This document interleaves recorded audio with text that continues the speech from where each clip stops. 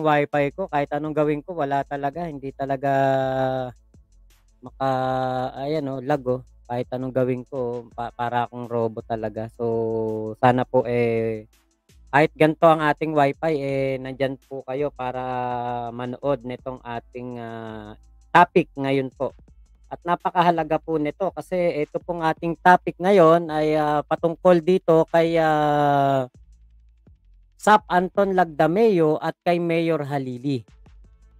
Eto po nga kay Sap Anton Lagdameo, umabot na po sa punto na meron na pong, parang paksyon o nagkakawatak-watak ang mga BBM vloggers, na nakita ko simula noong simula noong panahon ng mga eleksyon, eto mga BBM talaga 'to.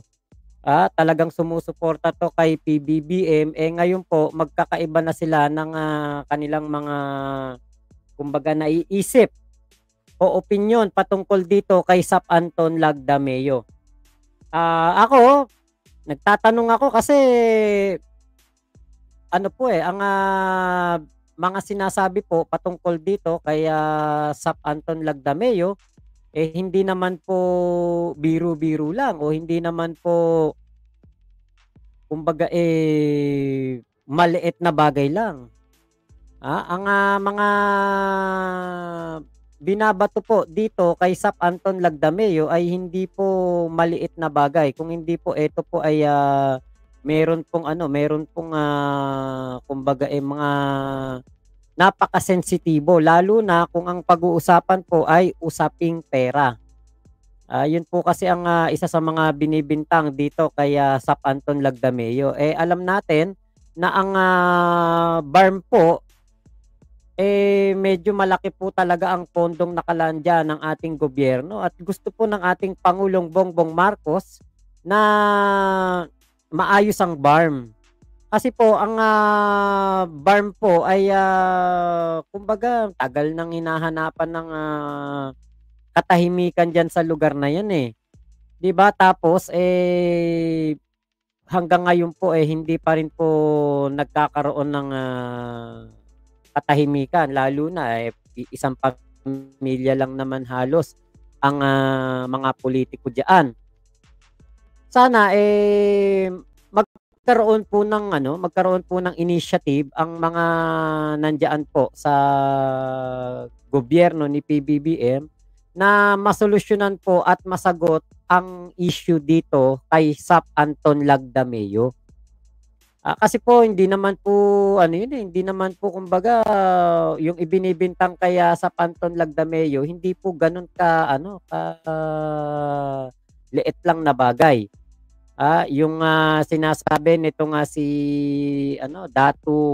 Datu Ali na 1 billion pesos ba yung sinasabing nakukuha ba, mga gano'n. Tapos nakita ko kay Takero, tapos yung nakikialam daw sa usaping politika na meron pong, pananakot sa mga mayor, merong, pagbabanta, 'di ba? Eto po, hindi po ito dapat isantabi o isawalang-bahala kasi po, sino ba maapektuhan niyan? Ah, Sino ba ang, kumbaga kanino ba mapupunta yung nito, yung, masamang feedback, 'di ba? Siyempre kay PBBM. Ay, Nay Pilar Juan ka, Biker NZ Vlog, hello po. 'Di ba, dun mapupunta yun, hindi naman sa ibang tao mapupunta yung niyan, yung, feedback niyan. Siya ang presidente, siya ang, 'di ba, siya ang, kumbaga, namamahala sa atin. Siya ang, nagpapatakbo ng gobyernong ito. Siyempre kung merong masamang bagay na sinasabi patungkol sa kanyang, mga tauhan, siyempre 'di ba, sino ba pumili diyan? Siyempre si PBBM, sino ang mapupulaan? 'Di si PBBM, 'di ba? 'Yun lang naman yung punto ko dito kaya sabi ko nga, katulad niyan meron ng, nagkakagulo ang mga vlogger, iba-iba ang opinyon, iba-iba ang kanilang, naiisip dito. Kasi nga walang sumasagot sa issue. Kuya Odi Lennon, walang sumasagot sa issue, walang nagsasabi na, "Ay hindi totoo 'yan, naku, hindi totoo 'yan." Gaano lang naman yung magbigay ng pahayag, 'di ba? Etong, binatong issue kay Sap Anton Lagdameo na meron pong, pananakot at meron pong, pagbabanta sa mga mayor, doon po mapupunta ang, ano niyan, ang kasiraan niyan kay PBBM. O kung sino nag-aakusa siya dapat magpatunay, sabi ni Odi Lennon. Yun nga, 'di ba? Do'n sa kabilang panig, merong inakusa, merong mga nagpatunay, pero wala pong pinapakitang yung kumbaga kulang, 'di ba? Kulang yung, ano ba tawag dito? Kulang yung inilabas nilang impormasyon. Ngayon, dito naman kay Sap Anton Lagdameo, 'di ba? Sa patuloy niyang pananahimik, mas mahirap ang, nangyayari dahil nagkakaroon po ng, hindi pagkakaintindihan hanggang sa mga vlogger na. Iyon nga, Kuya Odi Lennon, nagsalita na ang Chief Minister ng BARM diyan. Yung Chief Minister ng BARM nagsalita, ba't si Sap Anton Lagdameo hindi nagsalita? Hindi naman representative ng, Chief Minister ng BARM, hindi naman niya pwedeng i-represent si Sap Anton Lagdameo doon. 'Di ba? Siyempre may sariling katawan 'yan, si Sap Anton Lagdameo. 'Di ba? 'Yun ang kailangan nating madinig diyan, yung salita ni Sap Anton Lagdameo. Sabi ni J.A. Telo, Bossma, kaya ng issue kay Lagdameo, kaya wag na tayo makisawsaw. Kayo, okay lang kayo, wag kayong makisawsaw kasi kayo manonood namin kayo. 'Di ba? Wag na kayong makisawsaw, hayaan niyo na lang yung mga vlogger ang tumalakay diyan. Pero kami, 'di ba? Kami at least kami, ako katulad ko, naghahanap ako ng katotohanan dito. Ano ba talaga ang totoo, Sap Anton Lagdameo? 'Di ba karapatan nating mga Pilipino 'to na malaman kung ano ang totoo kasi kung meron pong tauhan ang ating Pangulong Bongbong Marcos na merong ganitong mga issue na nasisira ang ating Pangulong Bongbong Marcos, teka. Paano pa yung sinimulan ni PBBM na pakikipag-ugnayan ng maganda sa mga taga Mindanao? Alam natin, napakahirap ng pinagdadaanan ni PBBM para makapasok sa Mindanao. Para kumbaga gumanda ang tingin ng mga taga Mindanao sa pamilyang Marcos. Merong hindi magandang pangyayari noong mga nakaraang panahon, nakaraang taon, mga nakaraang administrasyon. Dito po sa Mindanao at ang mga Marcos. Kaya nga po ako, sabi ko, wala, kapag ganito ang pagpapatuloy ng ganitong issue, baliwala lahat ng nasimula ni PBBM. Alam niyo kung ano isang kinakabahala ko dito? Baka yung Mindanao Railway Project, baka wala nang mangyari. Baka mamaya, kaya nagkakaroon ng kaguluhan na ito, kaya nagkakaroon ng ganitong pag-aaway-away, hindi pagkakaintindihan. Baka mamaya, eto ewan ko, pero medyo napaka-wild lang ng aking imagination at pag-iisip. Baka mamaya, eto na nga yung sinasabing hihiwalay ng Mindanao sa Pilipinas. Baka eto na yun.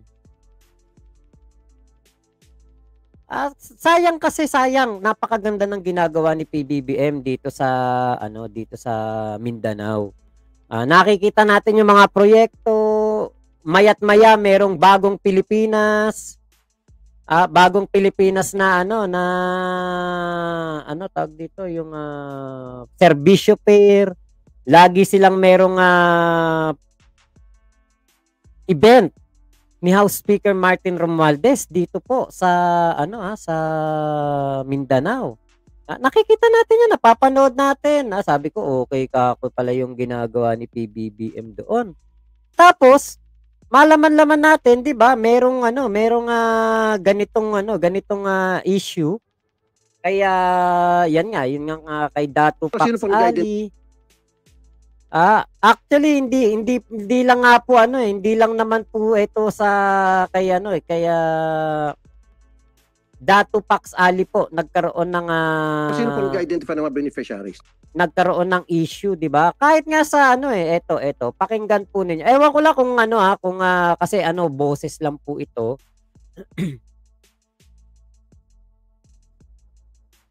Check natin. Tignan ko kung madinig ninyo, Sa ano po ito, sa dito na lang sa cellphone ko siguro.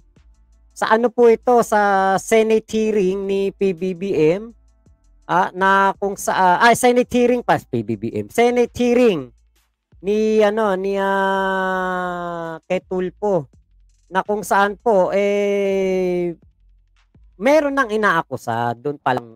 Wala pa yung issue dito kay Dato Pax Ali.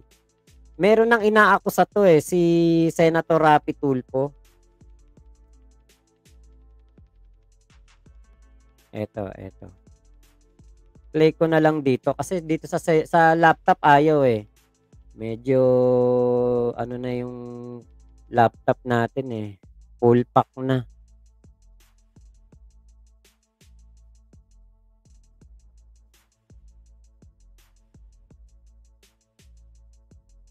Saan ba yun? Eto, kaya ano pa lang to? Tulfo pa lang to. Ayaw din. Ayun. Farm po ang nag-identify. But they go through you. Kasi Bali po lang po ang sa akin is para lang po sa special power of agreement para po ma-approvean po yung pondo na mai-transfer po dun sa farm. Kaya nga, pero meron dapat talagang Meron po kami proseso na kailangan dumaan pa rin sa inyo. Yes po, bali po ang Since dumaan sa inyo, dahil kasama sa trabaho ninyo na alamin to make sure na yung donation na dumarating from World Bank well spent yung ibig sabihin. Yes sir. Actually sir, we have the validation and monitoring. Kaya nga po may mga So pakitanong na po sa farm, paano po nagastos to 1.4 billion? Pwede. Pagdududahan talaga kayo, hindi nyo ako masisisi na I'll cry corruption. Because wala kayong mga dokumento, wala kayong ebidensya. So tulad nito, 1.4 billion, okay, sabi mo, pumunta sa farm. Pero dapat dumaan sa inyo o hindi dumaan sa kamay nyo, kasama sa trabaho nyo, i-monitor to make sure itong 1.4 billion are well spent money, hindi po napunta rin sa corruption on the other side. Kung si Anton lang, okay lang si Anton na yan. Kasama lang kami sa congressman. Pareho lang kami ordinaryong tao. Nagkataon lang naging sap siya ngayon. Kung ginabuli mo ako, bakit ka nag-i-interest dito sa farm? Ikaw, Sap Anton, anong pinagkaka-interest mo dito sa farm na ito? Dahil ba sa billion na kinukuha mo?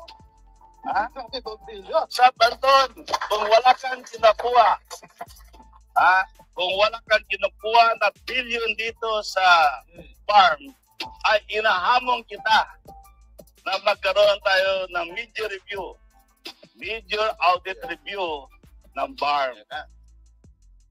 Ayun, no? Diba? Ewan ko kung sino po yung nagsasalita na yon. Hindi ko kilala. Nakita ko lang sa TikTok. Kung sino tong matanda na yon na nag-aakusa kay Sap Anton Lagdameo, billion daw ang nakukuha. At ang naka-thumbnail nga dito, ito, Galvez at Lagdameo mukhang magkasabwat dahil sa bilyon na kinukuha nila sa farm. Yan po ang nakalagay dito. Ayan. Galvez at Lagdameo daw.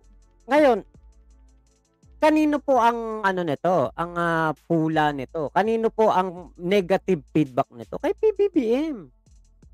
Kasi ito katulad nito, may nagsalita po laban kay Sap Anton Lagdameo na taga Mindanao. Maniniwala syempre yung mga tao doon. Ngayon, para ma-counter yan, walang ginagawang masama si Sap Anton Lagdameo, di, sumagot. Di ba gano'n lagi sumagot? Magpa-press con siya, interview, kung saan pwedeng magpa-interview na pwedeng magpaliwanag kung ano ang katotohanan diyan, kung ano ba ang kanilang kung ano yung sinasabi patungkol sa kanya, kung ano yung tawag dito, yung binibintang sa kanya, masagot niya. O di tapos ang usapan kapag nangyari po 'yun. Oh, 'di ba? Napakaganda nga nun masasagot ang mga issue 'di ba pati yung ating mga kaibigang vlogger mahimasmasan sa kanila pong nagiging paglalaban-laban ng kanilang mga opinyon. 'Di ba napakaganda nun kapag po nasagot, naayos, naliwanagan, o di tapos ang usapan, wala na po tayong iintindihin na merong nag-aaway, merong nagkakasagutan, merong hindi pagkakaintindihan. Kasi ito katulad nito, yung sa Senate hearing pa lang, meron na pong nasisilip o nakikita itong si Senator Rapi Tulfo.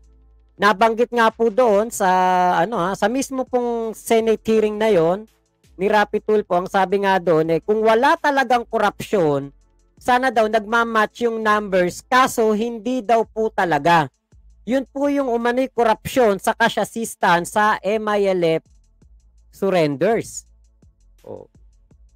Kanino ba yung na yon? Sino ba ang naglabas ng issue na yon? 'Di ba si pa rin? Si kay Rapi Tulfo. Meron ba tayong narinig patungkol diyan na yung kay issue kaya Lagdameo? Wala. Pero alam niyo parang mapagdidikit-dikit na natin mapagdidikit-dikit natin doon kay Galvez, merong ganoong akusasyon si Rapi Tulfo. Tapos lumabas ngayon yung issue dito sa BARM. Teka parang parang nagkakaroon ng pagkakatugma-tugma. 'Di ba? Ate Lini Racaway po ang nagkaakusa siya dapat ang maglabas ng ebidensya or magkaso siya sa ombudsman. Sabi ni Isaac Kim. RJDF po, Tiburcio, Leila Villapolor, dapat magpaliwanag si Lagdameo kasi may nag-aakusa sa kanya para matapos na at huwag naman mapasama ang Pangulo. Tama. 'Di ba? Ako yun lang po ang aking hangarin dito sa aking vlog na ito. Wala po akong kung ano man ang pinaglalaban ng mga kaibigan nating vlogger, nila Top 1, grupo nila Takeru, 'di ba? Ang atin dito, lumabas ang katotohanan. Bakit? Sino ba talo dito? Taong bayan. Kung meron talaga nagbubulsa ng bilyon-bilyong pera ng ating kabanang bayan, sino ba talo? Tayo. Sa halip na naipantutulong na lang sa mga kababayan nating mahihirap, napupunta pa sa bulsa ng mga mayayaman na lalong yumayaman, kaya ang nangyayari yung mayaman, yumayaman. Yung mahirap, lalo naghihirap. Diba, Ate Tamura? Ate Janet Rosario, may statement na daw na nilabas. Sa vlog ni Top 1, pinakita niya. Hindi po kasi ako nakakapanood kay Tol Top 1 hindi ko po alam kung meron na nilabas si Lagdameo kasi po, nahanap ko dito sa sa ating Google. Dito sa Google, hinanap ko, tinype ko Anton Lagdameo latest news, latest update, recent update, wala. Baka po ang tinutukoy ni Tol Top 1, Ate Janet, yung statement ng BARM. BARM is different to Anton Lagdameo.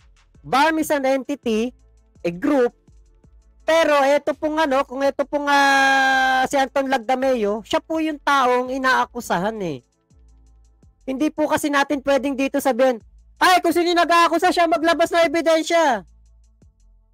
Tandaan po ninyo, pag walang usok, walang apoy. Hindi po lalabas ang mga issue na ito kung wala pong may nakakita, may nakadama, may nakapansin.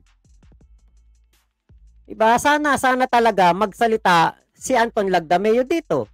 Bakit? Kasi once and for all. Diba gano'n lang yung magsalita, maglabas ng pahayag. Tapos ang usapan. 'Di ba? Baka yung ating mga kaibigan vlogger, magka-pasensya na. Nako, ayun naman pala, okay naman pala, wala naman palang problema. Maayos naman pala. Di magkakaroon ng pagkakaisa, magkakabati-bati ang ating mga kaibigan vlogger.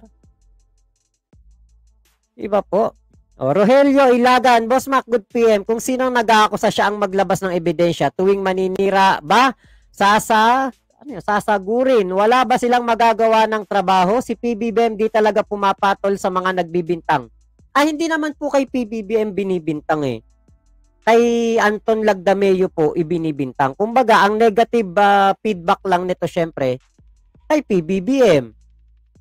Kasi sa Mindanao po, medyo alam nyo yung bumubuti na ang pakikipag-ugnayan ng ating gobyerno sa, kumbaga, meron pa rin naman talagang gobyerno, pero alam nyo yung iba ang tingin ng mga taga Mindanao kasi Marcos ang pangulo eh. Ngayon, alam nyo yung unti-unti inaayos ni PBBM ang pagtingin ng mga tao sa kanya. Kasi 'di ba, ang tingin ng mga unang-una, sino ang nagsalita ng weak president, taga Mindanao. Ang nagsabing adik ang ating pangulo, taga Mindanao. Ngayon, napakarami pong mga pangit na salita ang ibinabato sa ating Pangulong Bongbong Marcos. Ngayon, dadagdag pa itong issue ni Anton Lagdameo. Kapag po dyan sa Mindanao, meron pong magsalita na leader, pwede pong kalahati niyan maniwala, kalahati niyan hindi lang pansinin. Hindi po natin pwedeng baliwalain yung kalahati na naniwala sa sinabi ng mga leader sa bawat probinsya, bawat bayan, patungkol kay Anton Lagdameo. Dahil, pwede nilang isipin, kaibigan ni PBBM yan eh. Kaya siguro ganyan. May pansariling interes. Noong pong nakaraang eleksyon, ako po ay hindi po sumuporta kay PBBM. Ang akin pong sinuportahan si Yorme Isko Moreno. Nakasama po ako sa pangangampanya diyan ni Yorme Isko Moreno sa Mindanao. Nakasama ako. Nakita ko po ang mga tao diyan. Nakita ko po sitwasyon ng mga taga Mindanao. Kaya nga po, ako ay nabahala nitong mga, kita nyo, kailan ko ba binlag yung kay Anton Lagdameo? Medyo matagal na, 3 days ago, 2 days ago. Tapos ngayon, nakita ko, merong mga hindi pagkakaintindihan between the vloggers. Sabi ko, teka, manawagan tayo dito na si Anton Lagdameo, sana'y magsalita. Ito, ayan, kita nyo, comment ni Mark Kaiza, pagtahimik may tinatago. Di ba? Sabi, kaya ito yung gusto ko na mangyari. Gano'n lang yung maglabas siya ng statement. Hindi natin pwedeng pagbasihan po yung statement ng BARM. Kasi ang statement po ng BARM is different kay Anton Lagdameo. Hindi representative ni Anton Lagdameo ang BARM. Rogelio Ilagan, Boss Mac, ibig sabihin wala tayong tiwala sa mga pinili ng Pangulo. Ako, malaki tiwala ako sa ating Pangulong Bongbong Marcos. Diba? Malaki tiwala ako dyan. Pero, wag nating kakalimutan, ang numero 1 supporter niya noon, kinakalaban siya ngayon. Kung ano-ano sinasabi patungkol sa kanya. Sino yon? Si Vic Rodriguez. Diba? Katulad nun, merong mga bali-balita na hindi na daw nag-uusap. Etong si First Lady Lisa Araneta Marcos at si Anton Lagdameo, parang 2 months ago na hindi nag-uusap. Hindi po maganda yun, na balita. Sino na naman mapupulaan nun? PBBM na naman. Si First Lady na naman ang mapupulaan nun. Bakit? Maano yan, First Lady kasi. Sasabi, kita nyo, totoo yung chismis kay First Lady na siya ang nagdedesisyon kung sino ang uupo sa gobyerno ni PBBM. Kaya po ako dito, wala po akong pinapanigan, wala po akong sinasawsawan dito eh. Ang gusto ko, sana makarinig tayo ng kahit kapiranggot lang, kahit 10 seconds lang na paliwanag o mensahe ni Sap Anton Lagdameo patungkol sa issue na ito. Baka po matapos na. Baka po matapos na to. Lalo po at ang ako syempre, kita nyo naman, kaibigan ko si Top 1, kumparing buo ko yan. Magkaiba kami ng sinuportahan noong panahon ng eleksyon, hindi kami nasira. Walang makakasira sa tropahan namin ni Top 1. Bakit? Grabe ang pinagdaanan namin yan, Tol Top 1. Simula pa nung laban namin noong kay Kulaong. Hanggang kung ano-anong mga community na pasukan namin. Hanggang sa mga live, mga video na lang. Kami ni Tol Top 1, tropa talaga kami yan. Ito ang mga isa sa mga hindi ko makakalaban ng personal, hindi ko makakalaban sa vlog. Yun ang aking kumparing Top 1. Kaibigan ko rin tong sila Boss Mike, kasi sila Boss Mike. Kumbaga eto, nung umalis na kami sa mundo ng Kulaong, mga naging kaibigan ko to, nakita ko naman, mga mabubuti namang tao, wala namang ginawang masama sa akin after nung umalis na kami ng Kulaong. Kaya sabi ko, okay naman tong mga taon to, mga mababait to. Sila Takeru, ayan. Hindi ko nga inaasahan na kung sino pa yung mga dating nakabanggaan ko, magiging kaibigan ko dito sa vlog o sa YouTube. Marami kong mga naging kaibigan dyan na ngayon nasa ibang panig na ng mundo. Ibang kabilang parlor na, nasa kabilang planeta na. Ngayon, ako naman po, ako po kasi wala po akong kinakaanibang grupo. Kaya nga po masarap po mag-vlog pag hindi ka bayaran, pag wala kang grupo. Kasi kahit ano pwede mong i-vlog. Ate Shaila Malhotra, long time no see. Kahit ano pwede mong i-vlog eh. Kahit sino pwede mong tanungin. O ako, katulad niyan. Naisip ko, alam ko na kung ano solusyon dito sa away ng mga vlogger. Magsalita na etong si Sap Anton Lagdameo. Sagutin niya na yung issue. Sigurado ko tapos ang ang problema dito. Sana nga, diba? Sabi ni Mark Binegas, tama kanina, galit si Top 1 sa I am mga vlogger sa mga akusasyon nila kay Sap Anton. Yun nga po, meron po kasing nag-aakusa di ba? Hindi naman nga, buti nga sana kung 1,000 piso lang inawawala, baka mapatawad pa o baka mapalagpas pa. Pero yung ganun po, na billion po yung inaakusa nung kanina. Medyo hindi po tayo mapanatag. Kasi po, billion yun eh. Yung 125 million nga kay Fiona, hindi tayo matahimik eh. Hanggang ngayon, naiisip natin di ba?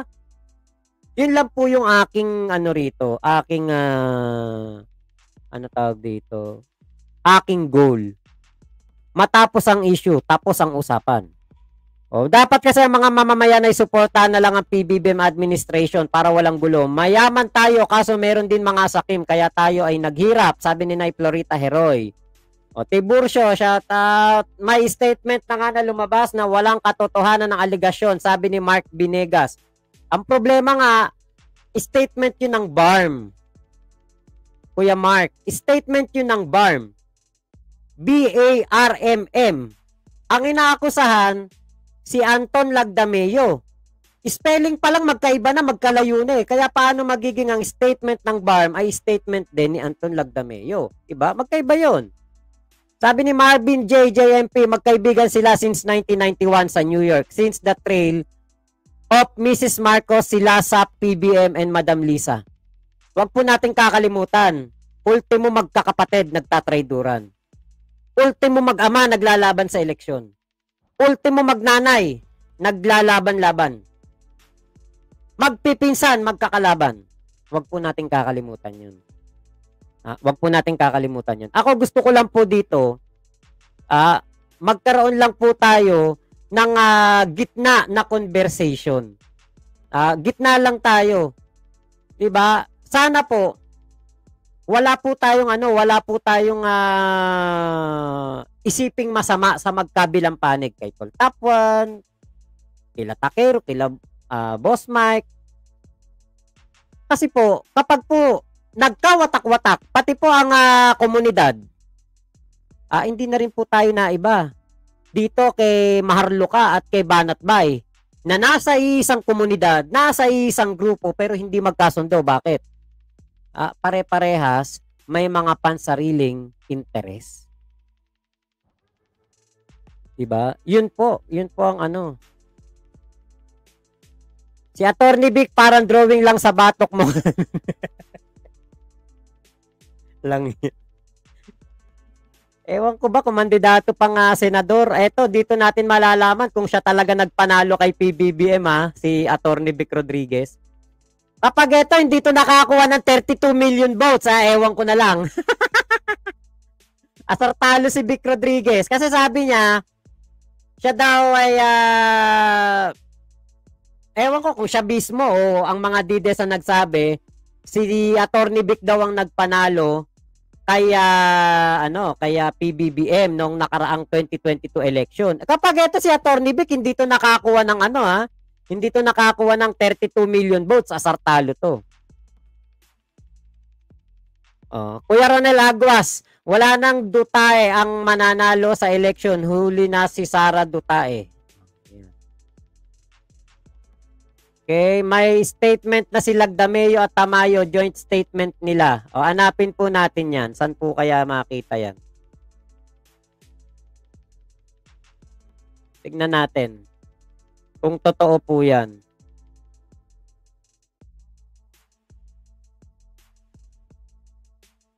Search natin, tignan natin. Anton Lagdameo Tamayo statement. Tignan natin.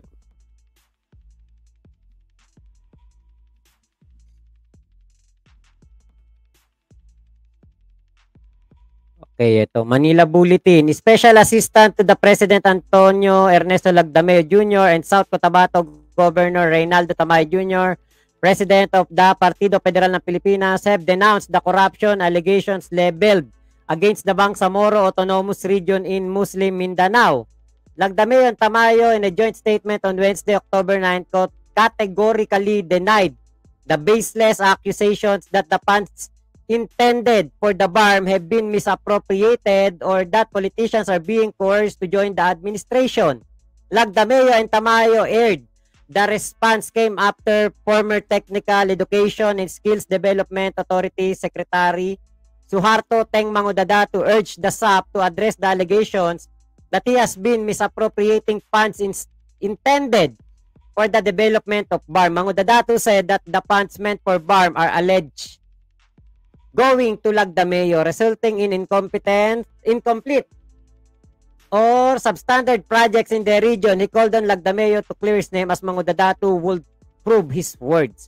Sultan Kudarat Governor Datu Ali Pax Mangudadatu also criticized Lagdameo for allegedly interfering in the local elections.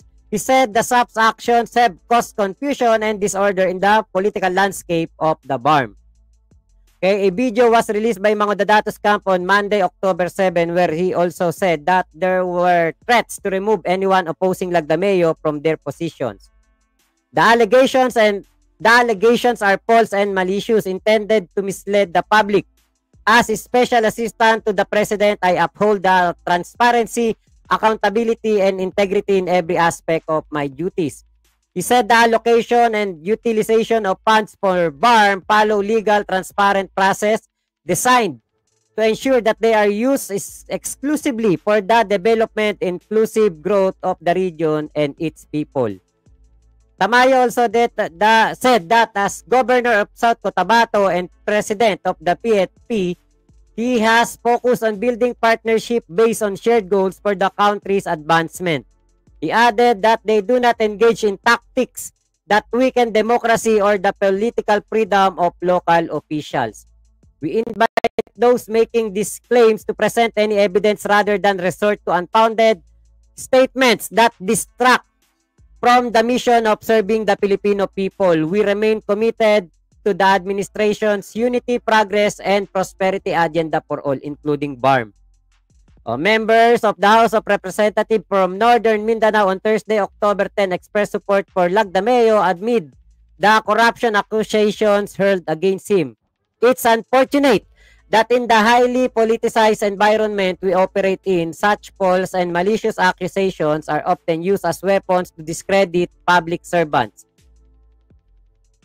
Okay, they vowed to remain united in the Lagdameo and the administration's goals. We refuse to allow such distractions to disrupt the path of progress. BARM Chief Minister Ahod Ibrahim and other key leaders from Mindanao have also denied the claim, affirming that no coercion or harassment has taken place. He called the allegations libelous, fabricated, and filled with ill content. Ibrahim said the gathering of the BARM mayors and other prominent leaders in Davao City earlier this month was generally peaceful and admiring. He added that no undue pressure was extended on any official. Yan ang maganda pag-isahin na ngayon ni PBBM. Diba? Patawag sa Malacanang kaya itong mga to't pagharap-harapin. Sa harapan ni PBBM, di ba? Mag-usap-usap sila. Tapos siguro ang usapan yan. Meron naman ngayon dumadagdag makam na vlogger sa DD Shit Boy Sardinas at Kalso charity vlogger yan. Silo lumipat ng politics DD Shit. Sino po yun? Naya Florita Heroy. Okay. Kaya nga maglabas ng hard evidence, madali lang mag-akusa para lang makasira ng tao. Hindi nga yan na-pick up ng Senate at Kongreso kasi walang laman. Kasi isa pa, Mindanao no? Yung issue kasi Mindanao Kaya siguro hindi rin po na-pick up ng Congress at ng ng Senate. Pero ito, hindi po ito dapat ipagsawalang bahala.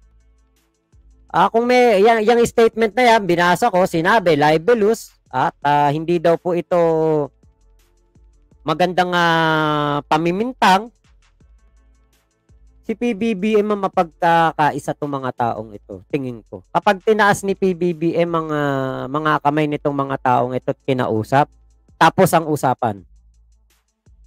Tama, di ba, J8? Wala namang imposible kung dadaanin sa maayos na usapan Diba? Nung una nga, iniisip ko, baka mamaya pinaggugugulo lang ng mga Duterte to ng mga DD shit to baka mamaya manawagan na si Digong, iwalay na natin Mindanao, iwalay na natin. Baka mamaya, ganyan ang sabi ni Digong, kasi matatalong mayor to si Digong. Baka mamaya, yan na solusyon nila, pag-away-awayin ng mga BARM, mga taga-BARM, tapos, baka ihiwalay na nila Mindanao sa Pilipinas. Ayan, ako. Abangan po natin ang update diyan sa issue na yan. Kasi po, hindi po ito dapat nating ipagsawalang bahala. Hintayin natin kung ano ang mga mangyayari dito.